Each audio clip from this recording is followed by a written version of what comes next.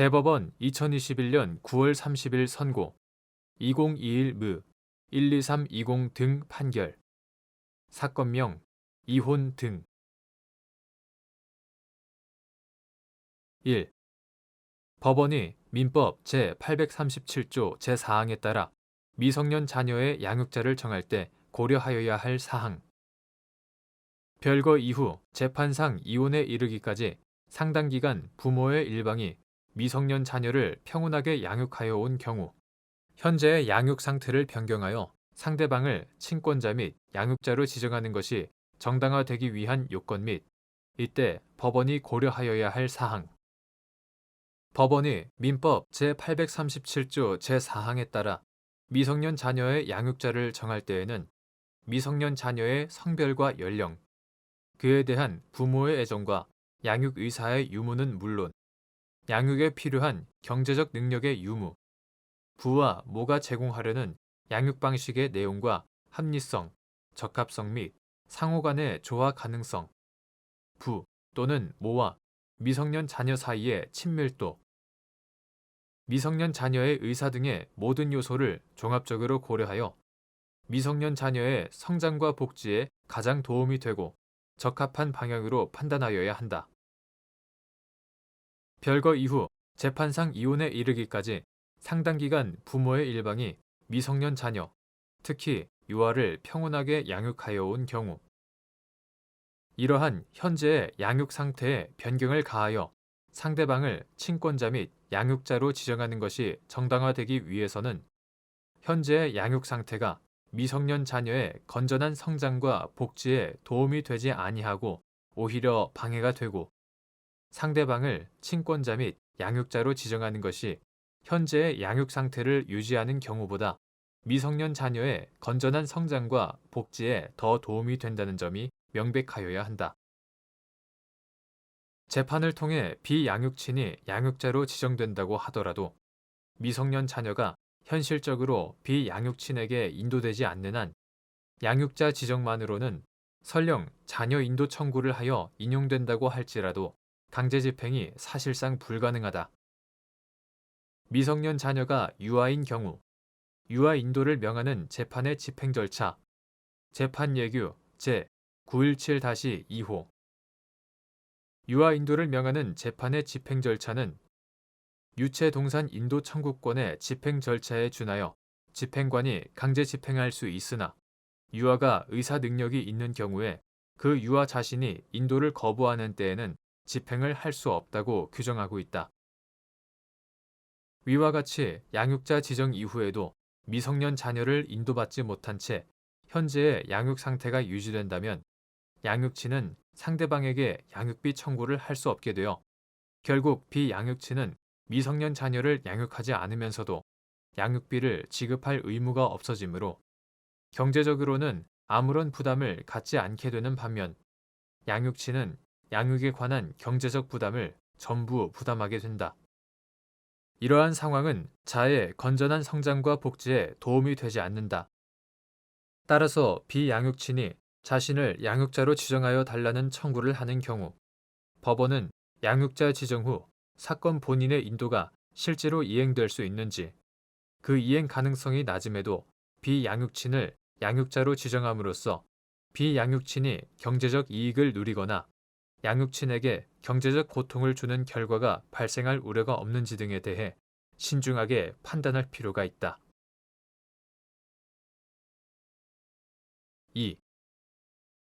외국인이 대한민국 국민과 혼인을 한 후 입국하여 체류 자격을 취득하고 거주하다가 한국어를 습득하기 충분하지 않은 기간에 이혼에 이르게 된 경우 한국어 소통 능력이 부족하다는 이유로 미성년 자녀의 양육자로 지정되기에 부적합하다고 평가할 수 있는지 여부. 소극 대한민국 국민과 혼인을 한 후 입국하여 체류 자격을 취득하고 거주하다가 한국어를 습득하기 충분하지 않은 기간에 이혼에 이르게 된 외국인이 당사자인 경우 미성년 자녀의 양육에 있어 한국어 소통 능력이 부족한 외국인보다는 대한민국 국민인 상대방에게 양육되는 것이 더 적합할 것이라는 추상적이고 막연한 판단으로 해당 외국인 배우자가 미성년 자녀의 양육자로 지정되기에 부적합하다고 평가하는 것은 옳지 않다. 대한민국은 공교육이나 기타 교육 여건이 확립되어 있어 미성년 자녀가 한국어를 습득하고 연습할 기회를 충분히 보장하고 있으므로 외국인 부모의 한국어 소통 능력이 미성년 자녀의 건전한 성장과 복지에 있어 중요한 의미를 가진다고 보기 어렵다.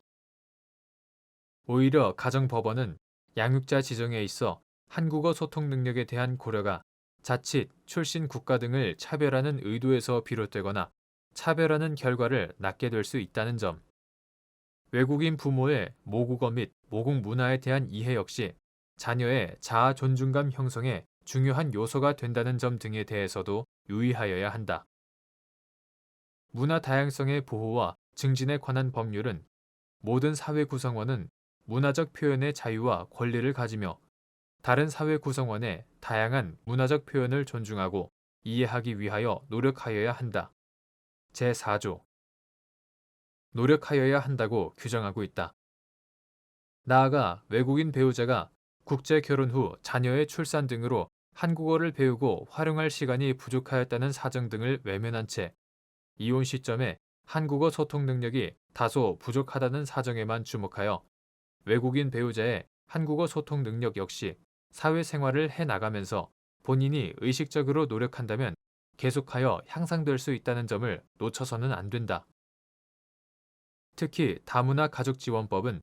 국가와 지방자치단체가 다문화 가족에 대한 사회적 차별 및 편견을 예방하고 사회 구성원이 문화적 다양성을 인정하고 존중할 수 있도록 다문화 이해 교육을 실시하고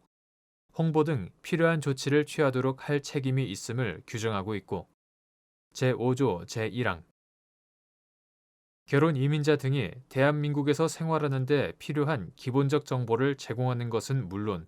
언어 소통 능력 향상을 위한 한국어 교육 등을 받을 수 있도록 필요한 지원을 할 수 있으며 제6조 제1항 해당 법률이 다문화 가족이 이혼 등의 사유로 해체된 경우에도 그 구성원이었던 자녀에 대해 적용되는 것으로 제14조의 2 규정하고 있다. 3. 이혼과 함께 친권자 및 양육자 지정 등에 관한 심리, 판단을 하는 가정법원이 유의하여야 할 사항. 가정법원은 혼인 파탄의 주된 원인이 누구에게 있는지에 대한 당사자들 사이의 다툼에만 심리를 집중한 나머지 친권자 및 양육자 지정 등에 관한 심리와 판단에 있어 소홀해지는 것을 경계할 필요가 있다. 특히 가정법원은 가사소송법 제6조, 가사소송규칙 제8조 내지 제11조에 따라 가사조사관에게 조사 명령을 하고 이에 따라 사실조사를 마친 가사조사관이 작성한 조사보고서를 보고받는 방법으로도 양육 상태나 양육자의 적격성 심사에 필요한 자료 등을 얻을 수 있다. 가정법원은 충실한 심리를 통해 실제의 양육 상태와 양육자의 적격성을 의심케 할 만한 사정이 있는지에 관하여도 구체적으로 확인하여야 한다.